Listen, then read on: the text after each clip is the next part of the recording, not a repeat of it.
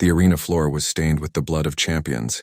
Hana stood in the center, her violet skin gleaming under the harsh lights of the grand tournament. Her silver combat marks ran down both arms like rivers of metal, each one earned through victory. In her hands she held Void Fang, the plasma-edged greatsword that had never failed her. The blade hummed with deadly energy, its edge glowing blue-white against the darkness. Across from her, Talon struggled to rise. He was the Emperor's champion, the greatest warrior in the Caltharian Empire. His armor was cracked in 3 places. His own blade lay broken on the ground behind him. The crowd of 10,000 warriors had gone silent. No one had expected this outcome. Hana had come from nothing. Her family held a small house on a minor world at the edge of the Empire. She had no special bloodline, no ancient warrior heritage. She had only her skill and her hunger to prove herself. For 5 years she had climbed through the ranks of Caltharian society, the only way someone of low birth could, by defeating everyone who stood against her. Talon fell to one knee. The match was over. Hana had won. The silence stretched for 3 heartbeats. Then the arena erupted. Half the crowd roared with excitement. The other half shouted in anger and disbelief. Hana raised Void Fang high above her head, letting the light catch the blade. She had done it. She had reached the top. But when she looked up at the Emperor's box, she saw no celebration there. Emperor Vec sat motionless on his throne, his red eyes fixed on her. The advisors around him whispered frantically into his ears. Hana felt something cold settle in her stomach. This was supposed to be her moment of triumph. Why did it feel like a funeral? The tournament grounds emptied slowly. Warriors filed out through the massive gates, still arguing about what they had witnessed. Hana cleaned her blade and waited. A summons would come. She was certain of it. The Emperor would want to speak with her. Perhaps he would offer her a position in the Imperial Guard. Perhaps he would grant her family a higher title. These were the rewards given to tournament champions. The summons came an hour later. 2 royal guards in crimson armor approached her. They said nothing, only gestured for her to follow. Hana secured Void Fang on her back and walked with them through the corridors of the grand arena. They passed through halls decorated with statues of ancient heroes. They climbed stairs carved from a single piece of black stone. Finally, they reached the Emperor's private chamber. Emperor Vec stood by a window overlooking the city. His back was to her. The guards closed the doors behind Hana, leaving her alone with the most powerful being in 3 star systems. "You fight well," the Emperor said without turning around. His voice was quiet, controlled. "Thank you, Imperial Majesty," Hana replied. She kept her head bowed respectfully. Too well, perhaps. Now he turned to face her. His expression was unreadable. "Do you know why we have the tournament, warrior?" Hana hesitated. To find the strongest fighters in the Empire? No. The Emperor walked toward her slowly. "We have it to maintain order, to give ambitious warriors a path to rise. But that path has rules, steps. A warrior climbs slowly, proving themselves worthy at each level. They build allies. They learn patience. They earn their place." He stopped in front of her. "You have broken these rules." "I won fairly," Hana said, confusion mixing with the first hints of fear. "Every match was witnessed. Every victory was clean. That is precisely the problem." The Emperor's eyes narrowed. "You have risen too far, too fast. You defeated warriors twice your age, warriors from noble houses, warriors with centuries of bloodline breeding. You come from nothing, yet you stand where they should stand. You have humiliated them. You have humiliated the natural order." "I only fought as well as I could," Hana protested. "Is that not the warrior way?" "The warrior way serves the Empire," Emperor Vec said sharply. "And right now you threaten the Empire's stability. The noble houses are furious. They say if a lowborn nobody can defeat their champions, then their blood means nothing. They talk of rebellion, of breaking away to form their own kingdoms. All because of you." Hana felt the floor shift beneath her feet. This was not glory. This was disaster. "I offer you a choice," the Emperor continued. "Accept execution with honor. Your family will be elevated. Songs will be sung of your skill. You will die as a legend." He paused. "Or choose exile. Leave the Empire forever. Take nothing but your blade and a ship. Go quietly and be forgotten. Those are my only options." Hana's voice cracked. "After everything I have achieved?" "You achieved too much." The Emperor turned back to the window. "That is your crime. Now choose, Hana stood frozen. 5 years of fighting. 5 years of sacrifice and pain and discipline.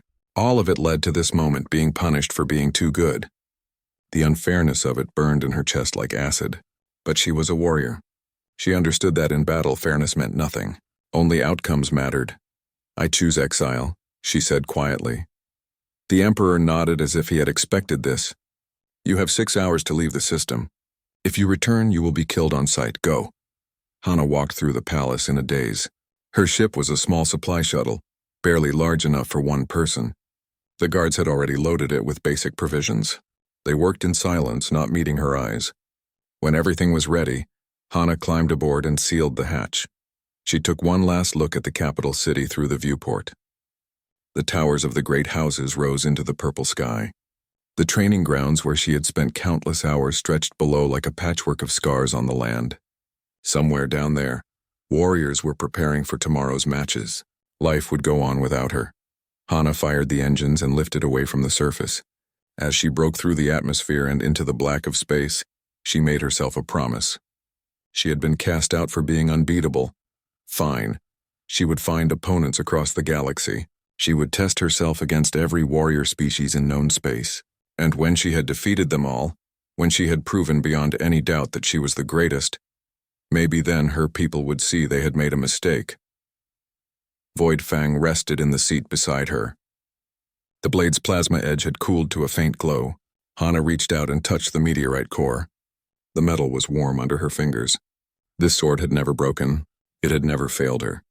As long as she had this weapon, she could face anything. She set course for the frontier worlds and jumped to faster-than-light speed. Behind her, the Caltharian Empire shrank to a point of light, then vanished completely. 2 years passed like drops of water through Hana's fingers. She traveled from world to world, station to station, always searching for the one thing that could give her purpose again, a worthy opponent, someone who could make her feel the thrill of real combat, the uncertainty of facing an equal. But everywhere she went, the story was the same. The first world was Draknoth Prime, home to the four-armed berserkers. They were massive creatures, standing 3 heads taller than Hana, with armor-plated skin and claws that could tear through steel. She challenged their arena champion, a warrior named Grawl who had not lost in 10 seasons. The fight lasted 4 minutes. Hana's speed and technique overwhelmed his raw power. When Void Fang's plasma edge cut through his primary arms, Grawl surrendered with a roar of frustration. The Draknoth paid her well. They treated her with respect. But as Hana left their world, she felt nothing. No satisfaction, no sense of accomplishment, just emptiness. Next came the Vex warriors of the Crystal Nebula. They were beings made of living crystal, their bodies reflecting light in rainbow patterns. They fought with energy weapons bonded to their crystalline structures. Hana faced 3 of their best in succession. Each one shattered under her assault. The Vex praised her skill and offered her employment as a mercenary commander. She declined and moved on. On Station Crosspoint Sigma, she encountered the Helian duelists. They were cyborgs, more machine than organic, with neural implants that let them predict opponent movements. Their fastest fighter, a being called Unit 77, lasted 8 minutes against her. Hana's instincts and adaptability proved faster than any computer prediction. Unit 77's mechanical body sparked and failed. The Helians asked her to stay and teach them. She refused. With each victory, Hana felt herself becoming more hollow. She started taking unnecessary risks.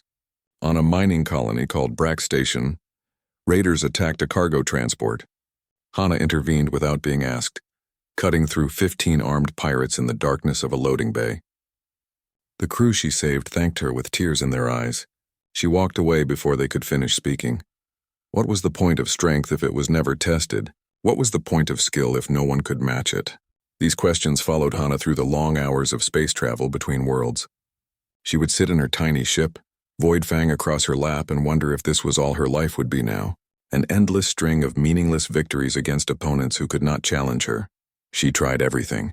She fought in arena tournaments on 6 different worlds. She joined a mercenary company for 3 months and quit when their missions became too easy. She even traveled to a monastery world where warrior monks trained for decades in secret techniques. Their grandmaster was 140 years old. He lasted 30 seconds against her before acknowledging defeat with a bow. The old monk said something to her as she left. You seek defeat because you think it will give you purpose. But defeat is not purpose. It is only absence of victory. You will not find what you search for this way. Hana did not understand his words. She thanked him and left. It was on Crosspoint Sigma, during her second visit to that massive trading station, that everything changed. Hana sat in a cantina called the Broken Blade, drinking something the bartender claimed was Dracnoth whiskey. It burned going down and made her feel nothing afterward. Around her, traders and spacers and drifters told their stories. 3 traders sat at the table next to hers. They were discussing a new route that had opened through the Outer Rim territories. One of them, a thin creature with 6 eyes, mentioned a world called Earth. I hauled a cargo there last month, 6 Eyes said. Humans, strange creatures, soft-looking, no natural weapons at all. No armor plating, no enhanced strength, nothing. I wondered how they survived. His companion, a bulky reptilian trader, laughed. They are prey species, yes? Weak things that hide and hope not to be eaten. The third trader said nothing at first. He was old, his scales gray with age, his eyes dim. Finally, he spoke in a voice like grinding stone. Do not underestimate them. I was a soldier before I was a trader. I fought in the frontier wars. Humans were there. We thought they would break easily. He paused. They did not break. They won battles? 6 Eyes asked with surprise. They lost most battles, the old soldier said, but they never stopped fighting.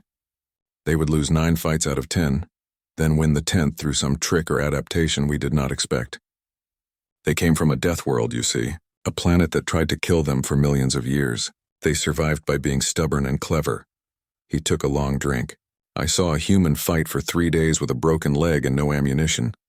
He killed 17 soldiers with his bare hands and captured weapons. When we finally caught him, he smiled and asked what took us so long. The other traders laughed nervously. The old soldier did not laugh. He just stared into his drink. Hana listened to this conversation with mild interest. Humans. She had heard the name before but knew little about them. They sounded weak, as 6 Eyes had said. Survivors, not warriors. That was not what she was looking for. She needed someone who could defeat her in combat, not someone who merely refused to die. She finished her drink and left the cantina. The next day, she took a contract escorting a medical transport to the outer colonies. The pay was decent and the route would take her through uncharted territory. Maybe she would find something interesting out there. But as her ship jumped through the darkness between stars, the old soldier's words kept returning to her mind. They did not break. What did that mean? How could losing 9 fights out of 10 be admirable? Warriors won or they died. There was no honor in losing repeatedly. Still, something about those words bothered her. They scratched at the inside of her thoughts like a puzzle she could not solve. Hana tried to push them away, but they persisted. By the time the medical transport reached its destination and her escort contract ended, she had made a decision. She would go to Earth, not because she expected to find a worthy opponent there, but because she was curious, and curiosity was better than the emptiness she had felt for the past 2 years. Even if the humans proved as weak as the traders claimed, at least she would know. At least she would have seen something new. Hana checked her star charts. Earth was 3 jumps away, in a region of space marked as recently opened to general travel. The planet had several colonies scattered across nearby systems. One was called New Jeju. It was described as an agricultural world, settled by humans of Korean descent, agriculture, farming. It sounded peaceful and dull, perfect. She would go there, satisfy her curiosity, and then continue her search for real warriors elsewhere in the galaxy. She set her course and engaged the jump drive. Voidfang rested in its usual place beside her pilot seat. The blade's plasma edge was dark. It would not light again until she drew it for battle. Hana wondered how long that would take. Maybe the humans would at least provide some mild entertainment. Maybe one of their soldiers would last longer than 8 minutes. She did not expect much. That was her first mistake. New Jeju appeared in Hana's viewport like a blue-green jewel against the black of space. The planet had 3 small moons and a ring of orbital stations that marked it as an established colony. She requested landing clearance and was directed to a rural area outside the main settlement. The automated system was polite and efficient. No one asked why a Caltharian warrior wanted to visit an agricultural world. Her shuttle touched down in a field of some kind of grain crop. The plants were tall and golden, swaying in a gentle breeze. Hana stepped out onto human soil for the first time and breathed air that smelled like growing things. It was warm here. The sun felt different from the one that had shone on her homeworld, softer somehow. In the distance, she could see a collection of buildings that must be the main settlement. Hana secured Void Fang on her back and began walking. The sword was longer than she was tall, its meteorite core gleaming in the sunlight. She knew she must look strange to anyone watching. A violet-skinned alien warrior carrying a massive blade through a wheat field. But she did not care. She had not cared about much of anything for a long time. The settlement was called Hanul Village according to the signs at the entrance. The buildings were simple but well-made, constructed from local stone and imported metals. Trees lined the streets, providing shade. Humans moved through the village, going about their daily business. Some were working on repairs to buildings. Others were loading cargo onto transport vehicles. Children played in a courtyard, their laughter bright in the afternoon air. Everyone stopped to stare at Hana as she walked through the village center. She was used to this. Her appearance drew attention on every world she visited. But these humans seemed more curious than afraid. A few of them smiled at her. One child waved before their parent pulled them back. Hana reached the main square and stopped. There was a raised platform here, probably used for announcements or public gatherings. She climbed onto it and raised her voice. "I am Hana of Kalthar," she called out. "I am a warrior. I have defeated champions across 10 worlds. I have come to challenge the strongest fighter among you to single combat. Who will face me?" The humans gathered around the platform. They murmured to each other in their language. Hana's translator implant caught fragments of conversation. Most of it was confusion. Some was concern. Finally, an elderly human woman pushed through the crowd. She was small and bent with age, but her eyes were sharp. "I am Grandmother Borum," the woman said. "I speak for this village. Why do you come here seeking violence? We are peaceful people. We have no warriors." "All people have warriors," Hana replied. "Those who protect you. Those who enforce your laws. I will fight them." Grandmother Borum shook her head slowly. "We have security officers, yes. But they are not warriors like you mean. They help resolve disputes. They rescue people from accidents. They are not trained killers." "Then they will learn today," Hana said. She was growing impatient. "I do not ask for death. Only a proper duel. First blood or submission. Is there no one here who will accept my challenge?" The crowd parted and a young human woman stepped forward. She was athletic, with dark hair tied back and a confident stride. She wore a uniform that marked her as one of the security officers Grandmother Borum had mentioned. "I will fight you," the woman said. "I am Nari. Security officer first class. If you want to test yourself against humans, test yourself against me." Hana sized up her opponent. Nari was fit and moved well, but she was small. Most humans were smaller than Kaltharians. Nari carried a plasma baton at her hip, a standard security weapon. "This would be quick. Clear the square," Grandmother Borum called out. "If they must do this, give them room." The humans backed away, forming a wide circle. Nari drew her plasma baton and activated it. The weapon crackled with blue energy. She took a combat stance that Hana recognized as a mixed martial arts foundation. Interesting. The humans did train their security forces. At least Hana drew Void Fang. The plasma edge ignited with its familiar hum. The sword's blue-white glow reflected off the stone buildings around the square. She took her own stance and waited for Nari to make the first move. Nari attacked with surprising speed. She came in low, using her smaller size to advantage, and struck at Hana's legs. Hana blocked easily and countered with a sweep that should have knocked Nari off her feet. But the human rolled aside and came up already moving to a new angle. She was fast. Not Kaltharian fast, but faster than Hana had expected. They exchanged blows for 30 seconds. Nari used good tactics. She did not try to match Hana's strength. Instead, she aimed for weak points, tried to create openings, adapted her approach when one angle did not work. Hana found herself impressed. This human was not a great warrior, but she was competent. She would have done well in the lower ranks of a Kaltharian arena, but competent was not enough. Hana feinted high, and when Nari committed to blocking, she changed direction and swept the human's feet out from under her. Nari fell hard. Before she could recover, Hana had Void Fang's edge at her throat. "Yield," Hana said. "I yield," Nari gasped. She was breathing hard but smiling. "Okay, yeah. You are really good." Hana deactivated her blade and offered Nari a hand up. The human took it and pulled herself to her feet. The crowd was silent, watching to see what would happen next. "You fought well," Hana told Nari. "Better than I expected?" "Thanks, I think," Nari replied. She rubbed her shoulder where she had hit the ground. "But if you want a real challenge, you haven't met Daehyun yet." Hana felt a spark of interest. "Who is Daehyun?" "He works at the Agricultural Research Station," Nari said. "About 2 kilometers north of here. He's our best fighter. Or he was, anyway. He doesn't fight anymore. Why not?" Nari hesitated. "That is his story to tell. But if anyone here can give you the duel you want, it is him." Grandmother Borum approached them. She looked unhappy. "Leave Daehyun alone. He has earned his peace. He does not need a warrior bringing violence back into his life." "If he is as good as you say, then I must challenge him," Hana said. "It is the warrior way." "The warrior way," Grandmother Borum repeated slowly. "Yes, I see." She turned and walked away, shaking her head. Nari gave Hana directions to the agricultural station. "Be warned," she said. "Daehyun is not like other fighters you have faced. He is different, and he definitely will not want to duel you." "Everyone says that before they face me," Hana replied. "Then they accept the challenge because their pride demands it." "Maybe," Nari said. "But Daehyun left his pride behind a long time ago." "Good luck, Hana of Kalthar. I think you will need it." Hana walked north through more fields of crops. The sun was beginning to set, painting the sky in shades of orange and purple. The air cooled slightly. She passed irrigation systems and automated harvesters. Everything was well maintained and efficient.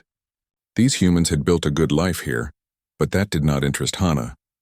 What interested her was this Daehyun, a fighter who no longer fought, a warrior who had walked away from combat.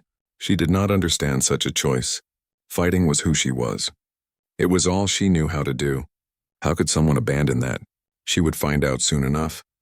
The agricultural research station appeared ahead, a cluster of buildings surrounded by experimental crop fields. Somewhere in those buildings was the human who might finally give her the challenge she sought. Hana quickened her pace. For the first time in months, she felt something like anticipation. The agricultural research station was quiet in the fading light. Hana found Daehyun in a field behind the main building, kneeling in mud beside a broken irrigation pipe. He was human male, probably in his late 20s by their species aging. Tall for a human, lean but not weak. His hands were covered in dirt and calluses. He wore simple work clothes that had seen better days. As Hana approached, he did not look up. He just kept working on the pipe, adjusting something with a wrench. "Are you Daehyun?" Hana called out. "That is me," he replied without turning around. His voice was calm, almost distracted. "If you are here about the grain shipment, it will be ready by tomorrow morning. If you are here about something else, I am kind of busy right now." Hana walked closer until she stood directly behind him. "I am Hana of Kalthar. I am a warrior. I have defeated champions on 10 worlds. I challenge you to honorable single combat." Now Daehyun looked up. His eyes were dark brown and tired. He studied Hana for a moment, taking in her violet skin, her combat marks, the massive sword on her back. Then he returned his attention to the pipe. "No thanks," he said. "I am busy," Hana blinked. "You refuse my challenge?" "I do." Daehyun tightened something with the wrench. Water started flowing through the pipe again.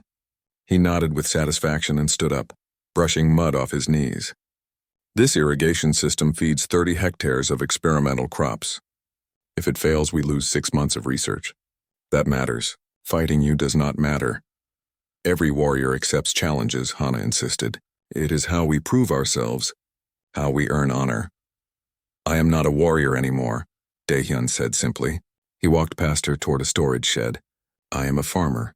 Agricultural engineer, technically. I grow things. I do not break things." Hana followed him. "Nari said you were the best fighter in the village. She said you were different." "Nari talks too much." Daehyun entered the shed and began putting his tools away, cleaning each one carefully before hanging it on the wall. "I was a soldier. That was a long time ago. I left that life behind. Why?" The question came out before Hana could stop it. She did not understand. How could someone walk away from being a warrior? Daehyun was quiet for a moment. When he spoke, his voice was softer. "Because I got tired of seeing people die. Because I realized there are better ways to live than being good at killing. Because I wanted to build something instead of destroying everything. He turned to face her. Does that answer your question? No, Hana said honestly. I do not understand. You had skill. You had purpose. Why abandon it? My purpose was staying alive, Daehyun replied. And keeping other people alive. That purpose does not require fighting anymore. Now my purpose is helping things grow. It is simpler, better. He paused. Look, I am sorry you came all this way looking for a fight. But I cannot give you what you want. Try another world. He walked out of the shed. Hana stood there confused and angry. No one had ever refused her challenge before. Warriors who declined duels were considered cowards. But Daehyun did not seem afraid. He just seemed disinterested, as if fighting her would be a waste of his time. That bothered Hana more than fear would have. She followed him back to the main research building. Night had fallen completely now and the facility's lights were coming on. Daehyun entered through a side door. Hana entered behind him. You are following me now? Daehyun asked without turning around. You are a warrior, Hana said stubbornly. You are just pretending not to be. I will make you fight me. Good luck with that. Daehyun climbed a set of stairs to the living quarters on the second floor. I am going to wash this mud off and make dinner. You are welcome to join me for food, but if you keep demanding we fight, I will ask you to leave. Hana had no idea what to do with this. She had traveled across the galaxy looking for challenges. She had defeated beings twice her size and machines faster than thought. But she had never encountered someone who simply did not care about combat at all. It was like trying to fight water. There was nothing to push against. She accepted his invitation to dinner because she had nowhere else to go. Daehyun's quarters were small and practical. He had books about agriculture and soil composition. He had pictures on the wall of human faces, probably family or friends. There were no weapons, no trophies, nothing that suggested he had ever been a soldier. Daehyun cooked something he called bibimbap, rice and vegetables with a fried egg on top. He moved around the kitchen with the same efficient grace he had shown in the field. Hana watched him and noticed things she had not seen at first. The way he balanced on the balls of his feet, the economy of motion in his movements, the constant awareness of his surroundings. These were habits of someone who had spent years staying alive in dangerous situations. He was a warrior. He just refused to act like one. They ate in silence for a while. The food was good. Hana had not realized how hungry she was. How long were you a soldier? She asked finally. 6 years, Daehyun replied. Human Defense Corps. We fought pirates in the frontier systems mostly. Some smugglers. One particularly bad gang that was raiding colonies. He took a bite of rice. I was good at it. Too good, maybe. What does that mean? It means I survived situations I should not have survived. It means I watched friends die while I kept living. It means eventually I started to wonder what the point was. Daehyun set down his spoon. Winning fights kept me alive. But it did not make my life mean anything. One day I realized I could choose to do something else. So I did. Hana thought about this while she ate. She thought about the past 2 years of wandering. The endless victories that felt hollow. The constant searching for purpose through combat. What if fighting is all you know how to do? She asked quietly. Daehyun looked at her for a long moment. His expression softened. Then you learn to do something else. It is harder than fighting, but it is possible. You are smart enough to master combat. You are smart enough to master other things too. I was exiled from my people for being too good at fighting, Hana said. She had not planned to tell him this. The words just came out. They said I upset the natural order. I have been searching for purpose ever since. The only thing that makes sense to me is testing myself against strong opponents. And how is that working for you? Daehyun asked. Hana did not answer. She did not need to. They both knew the answer. Daehyun stood and began clearing the dishes. You can sleep in the guest room tonight if you want. It is too late to walk back to the village. Tomorrow, I hope you will move on, find another world, another warrior. I cannot give you what you are looking for. Hana nodded slowly. She felt tired suddenly. Not physically tired, but tired in a deeper way. Tired of fighting, tired of searching, just tired. She went to the guest room and lay down on the simple bed. Through the window she could see the stars. Somewhere up there was the Caltharian Empire. Somewhere up there were all the worlds she had visited, all the opponents she had defeated. None of it had mattered. None of it had filled the emptiness inside her. She fell asleep thinking about Daehyun working in the mud, fixing irrigation pipes. He had seemed content. Not happy exactly, but at peace with himself. Hana had not felt peace in years. She wondered what that was like. In the morning, she would leave. She would find another world, another challenge. That was what warriors did.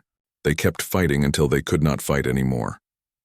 But as she drifted off to sleep, a small voice in the back of her mind whispered a question she could not answer. What if Daehyun was right? Hana did not leave the next morning, or the morning after that. She told herself she was still trying to convince Daehyun to fight her, but that was only partly true. The real reason was that she had nowhere else to go, no destination that meant anything, so she stayed at the research station and watched Daehyun work. He woke before dawn each day and checked the experimental crops. He made repairs to equipment. He collected soil samples and analyzed them on computers she did not understand. Sometimes he met with other researchers. Sometimes he worked alone. He never seemed to mind that Hana followed him around. He just kept doing his job. On the third day, Hana started helping. It began when Daehyun was carrying heavy containers of fertilizer from storage to the fields. She picked up 2 containers, one in each hand, and carried them for him. He raised an eyebrow but said nothing. The next day, when he needed to repair a fence, she held the post steady while he worked. Again, no comment. Just a small nod of thanks. By the end of the first week, Hana had learned the basics of crop rotation and soil pH levels, not because she cared about farming, but because she had nothing else to do, and Daehyun was patient when he explained things. He treated her like an equal, not like a dangerous alien warrior. It was strange. Most beings either feared her or wanted to fight her. Daehyun did neither. She met his friend Kyung on the 8th day. Kyung was another former soldier, stockier than Daehyun with a prosthetic left arm. He worked as a mechanic in the village. When he came to the research station to repair a harvester, he saw Hana and immediately moved his hand toward where a weapon would hang. Old instincts, relax, Daehyun told him. This is Hana. She is staying here for a while. The warrior everyone is talking about? Kyung asked. The one who challenged you? That is her. Kyung studied Hana carefully. Then he laughed. And you said no. Of course you did. He turned to Hana. Let me guess. You are confused why he will not fight you. I was, Hana admitted. I understand better now. Do you? Kyung's expression turned serious. Daehyun does not fight anymore because when he did fight, he was terrifying. I served with him in the Defense Corps. I saw what he could do. He paused. There is a reason he is still alive and so many others are not.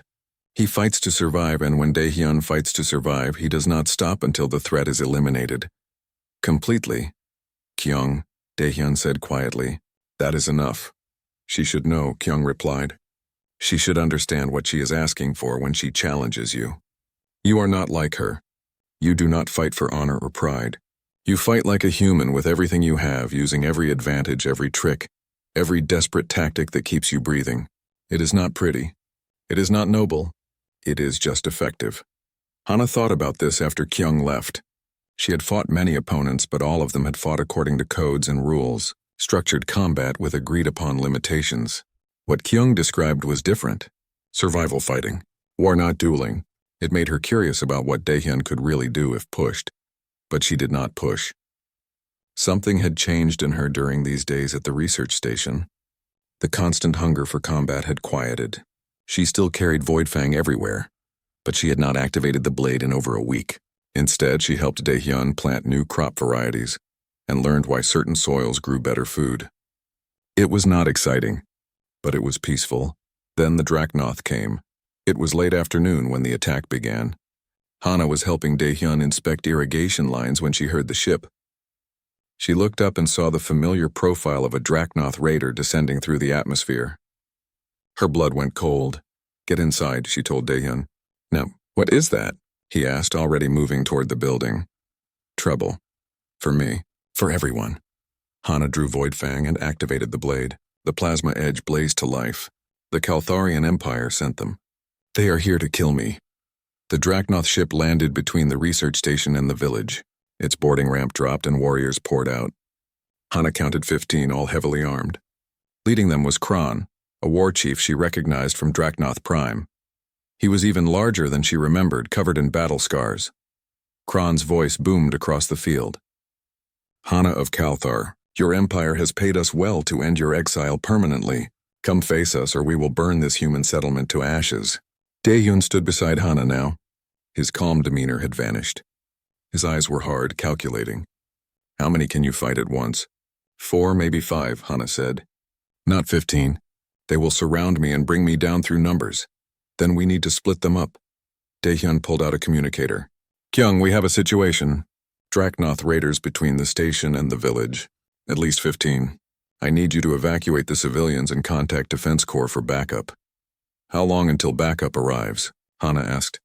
2 hours minimum, Daehyun replied. He was already moving toward the equipment shed. We need to buy time. We? Hana followed him. You said you do not fight anymore. I do not fight for sport anymore, Daehyun corrected. He pulled open a locked case and removed a rifle. Then a pistol, then several magazines of ammunition. Fighting to protect people is different. That matters. They ran toward the village. The Draknoth were spreading out, herding the humans toward the center square. Hana could hear screaming. Some of the raiders were setting buildings on fire to create panic. Kron stood in the middle of it all, laughing. There you are, he roared when he saw Hana. Come, Exile. Die with honor. Hana charged forward.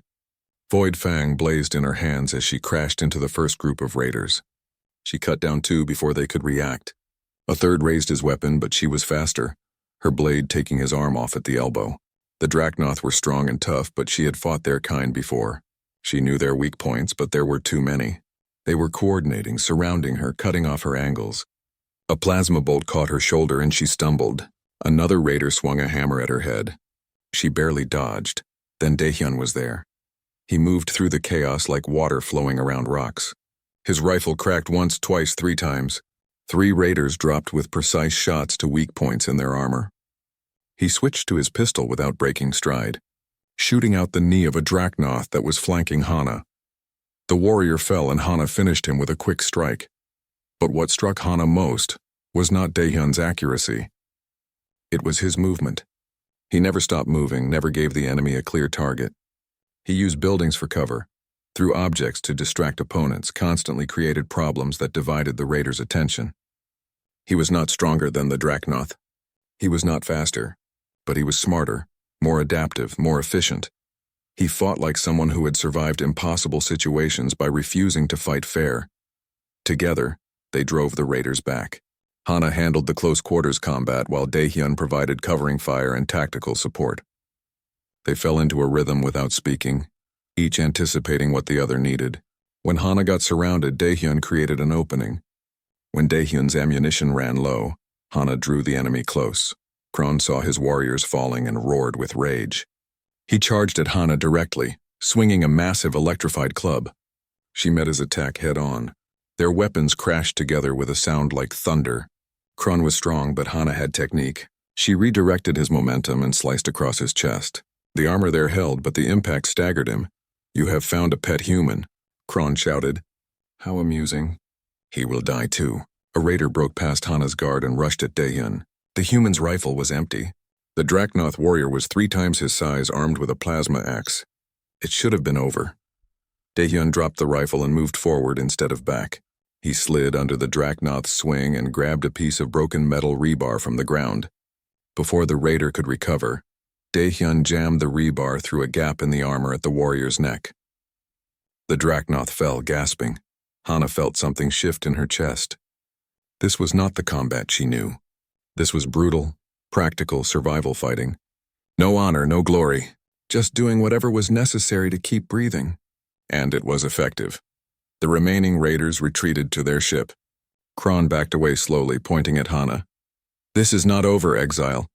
We will return with more warriors. This world will burn. The Draknoth ship lifted off, disappearing into the darkening sky. Hana stood in the village square, breathing hard, covered in blood. Around her, buildings smoldered. Humans were crying, checking on their families. Nari was organizing medical help for the wounded. Daehyun approached, his expression grim. They will come back, he said. Probably with 3 times as many fighters. I know, Hana replied. I will leave. Draw them away from here. That will not work. They know where the village is now. If you leave, they will just finish what they started here to make a point. Then what do we do?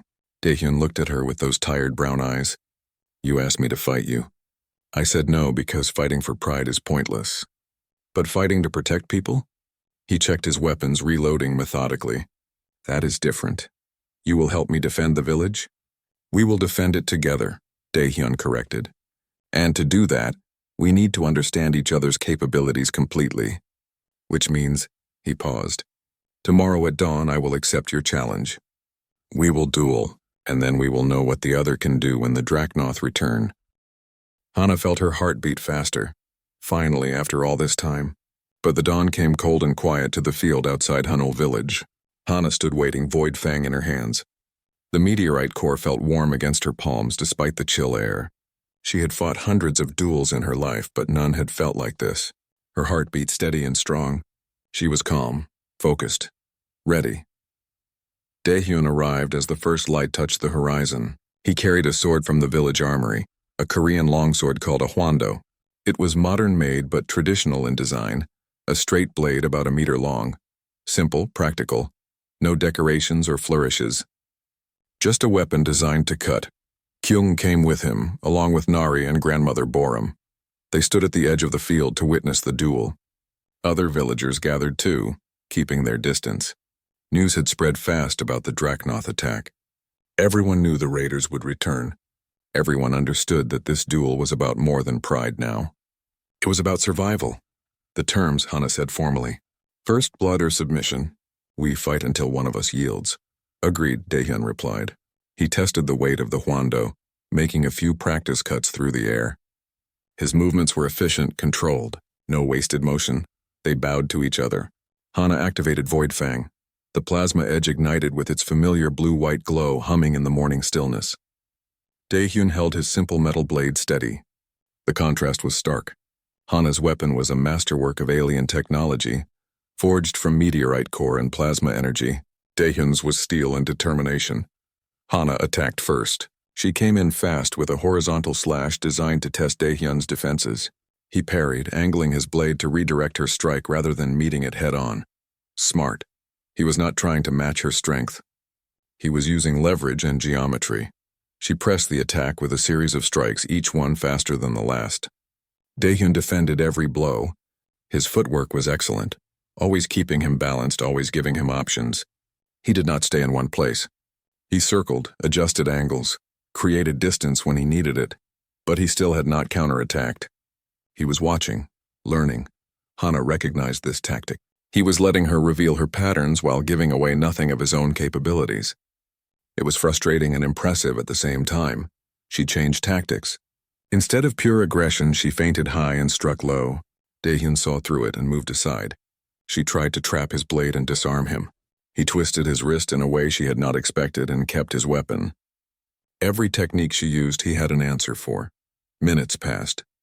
Then 10 minutes. Hana was starting to breathe hard, not from exhaustion, but from the intensity of concentration required.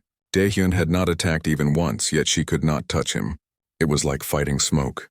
Every time she thought she had an opening, it closed before she could exploit it. Then Daehyun attacked. It happened so fast that Hana almost missed it. One moment he was defending, the next his blade was a silver blur coming at her throat. She blocked on pure instinct. The impact sent vibrations up her arms. Daehyun's strike had been much stronger than she expected. He was holding back his full speed and power just like she had been. Now the fight changed.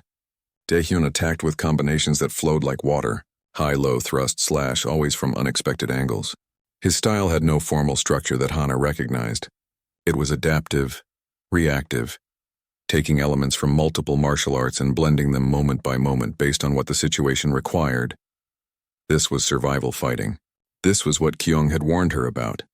Daehyun was not trying to score points or demonstrate superior skill. He was fighting as if his life depended on every exchange. Because for most of his combat experience it had. Hana found herself being pushed back.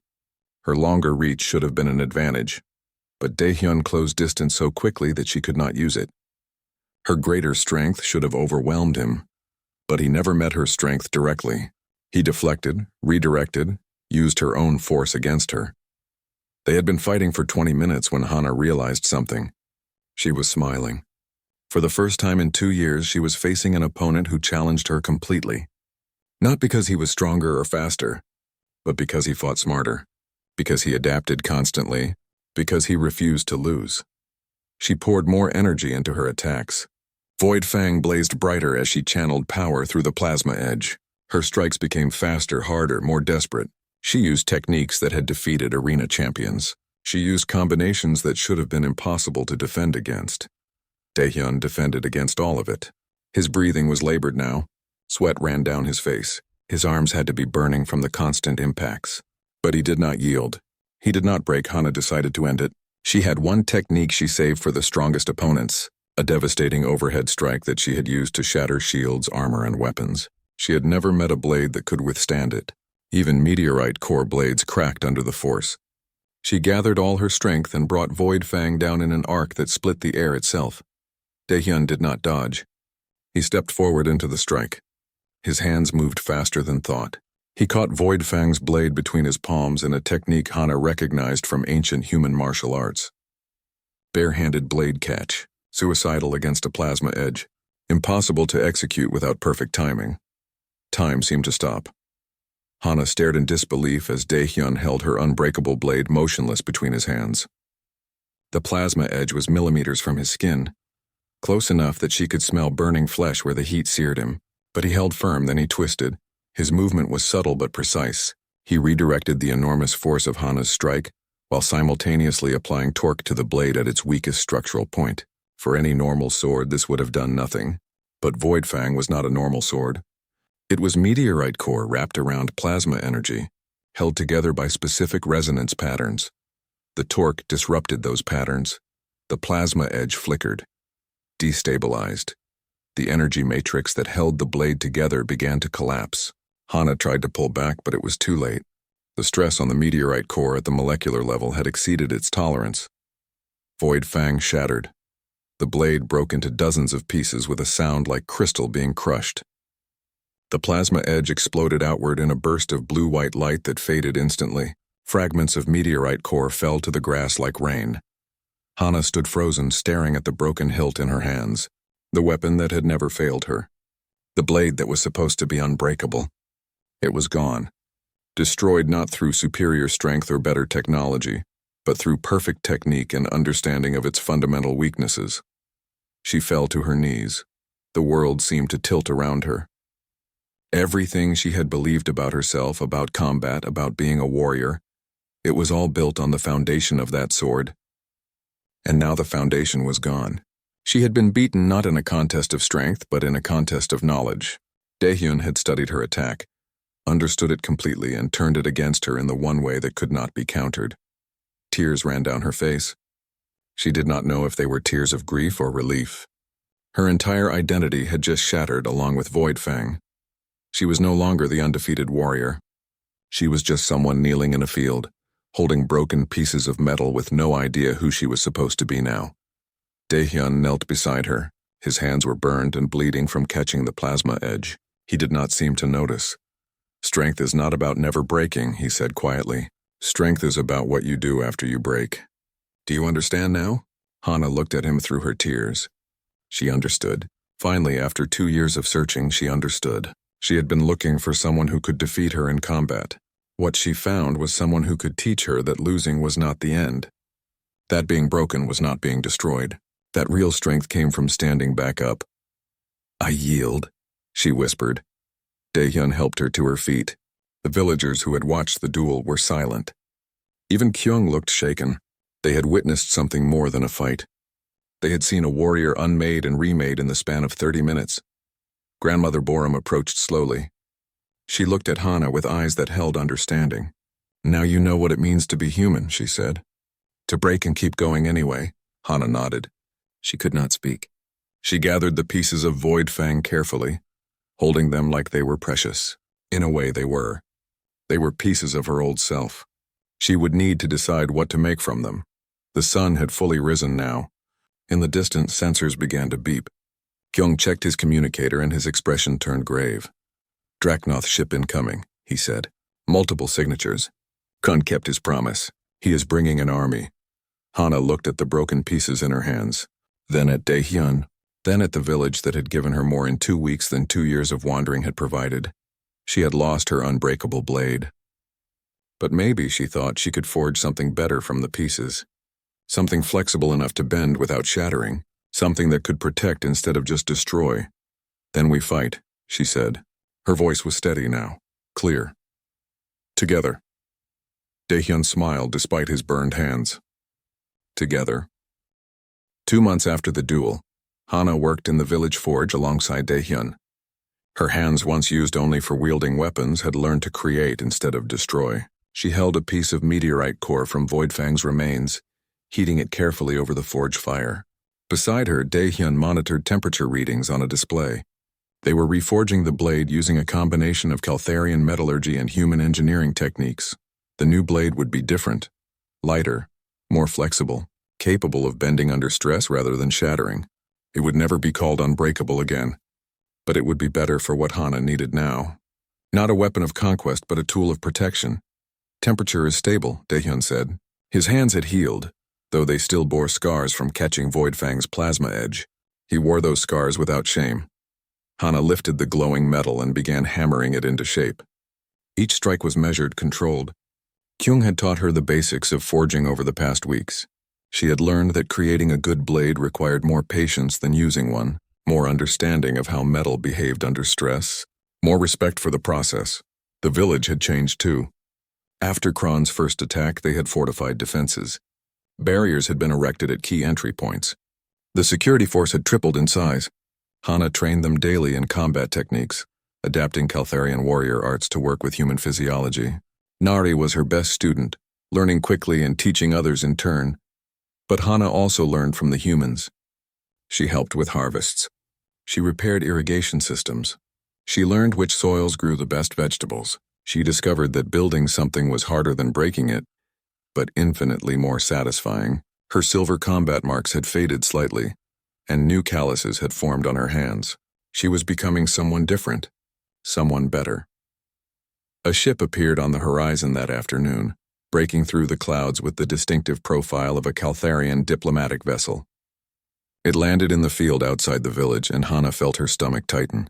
She knew what this meant. The Empire had finally responded to her presence here. An emissary emerged from the ship, a tall Caltharian male in formal robes. He carried himself with the arrogance of someone who had never been challenged. 2 guards flanked him, their armor polished to a mirror shine. Hana met them at the edge of the village, Daehyun beside her.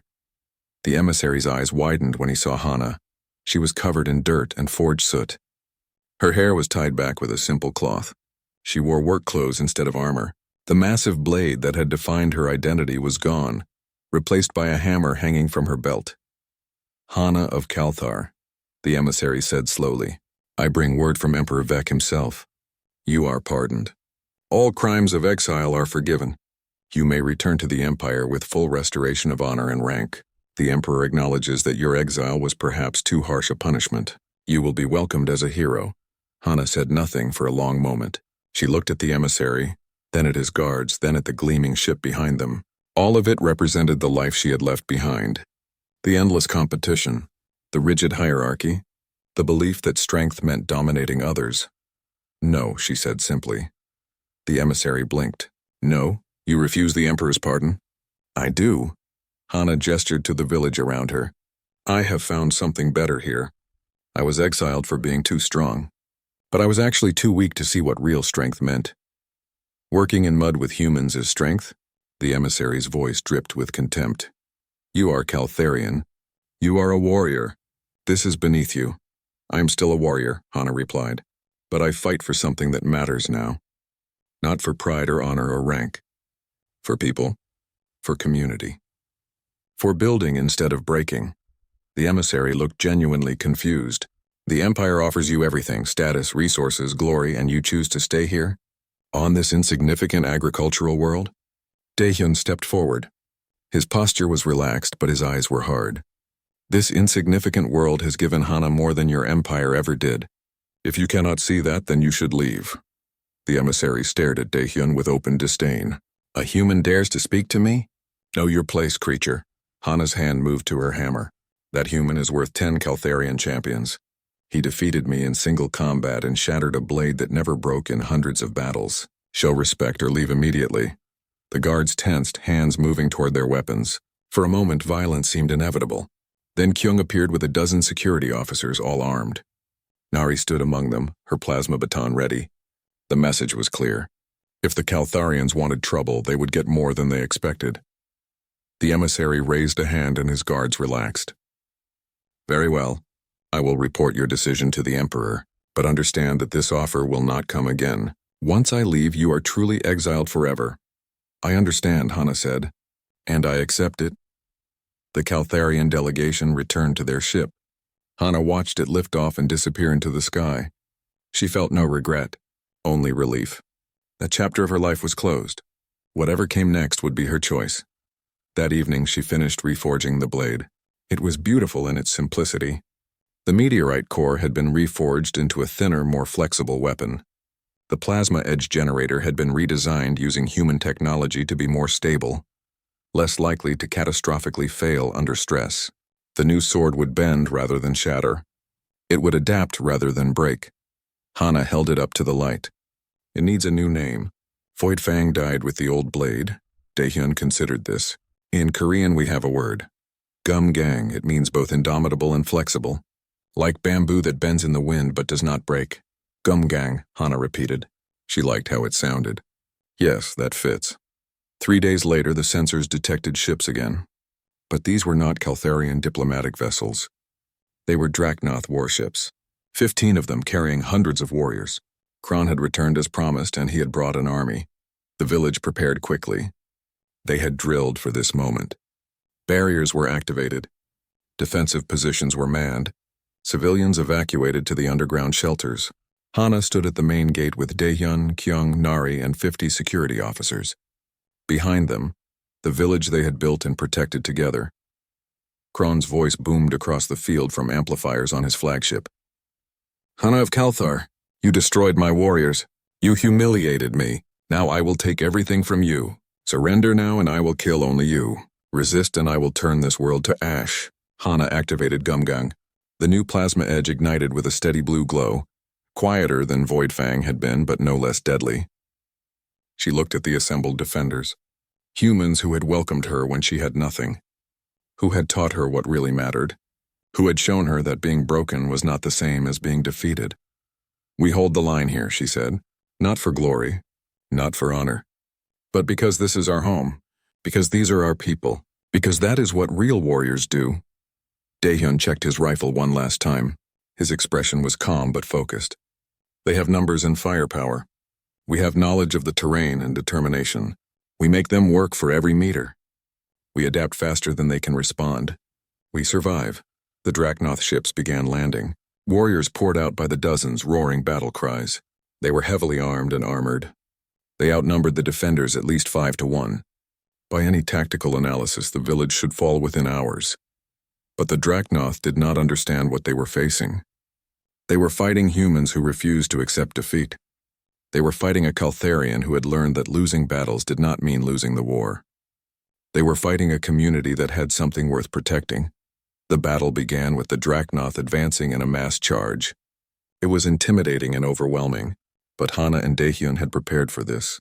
The defenders fell back in organized stages, leading the raiders into kill zones. The Dracnoth thought they were routing the humans. They were wrong. When Kron's warriors reached the first checkpoint, explosives buried in the ground detonated. The Dracnoth ranks broke as warriors fell. Before they could recover, concentrated fire from prepared positions cut down more. The humans did not fight fair. They used every advantage, every trick, every desperate tactic they could devise. Hana was everywhere the fighting was thickest. Gumgang sang in her hands as she cut through Dracnoth warriors. But she was not fighting alone. Nari covered her flanks. Kyung provided suppressing fire. Other security officers worked in coordinated teams, overwhelming individual raiders through cooperation rather than individual strength. Daehyun moved through the chaos like a ghost. He did not engage in direct combat unless necessary. Instead, he coordinated the defense, identified weak points in the Dracnoth assault, and directed defenders to exploit them. He threw smoke grenades to obscure sight lines. He collapsed buildings to create barriers. He used the environment as a weapon. The battle raged for 6 hours. The Drachnoth kept pushing forward, but their advance was measured in meters rather than kilometers. Every position they took cost them heavily. Their numbers advantage was being bled away by human stubbornness and tactical adaptation. Finally, Kron himself entered the battle. The war chief was massive and powerful, wielding an energy maul that could crush vehicles. He carved through defensive positions, heading straight for Hana. This was what he wanted.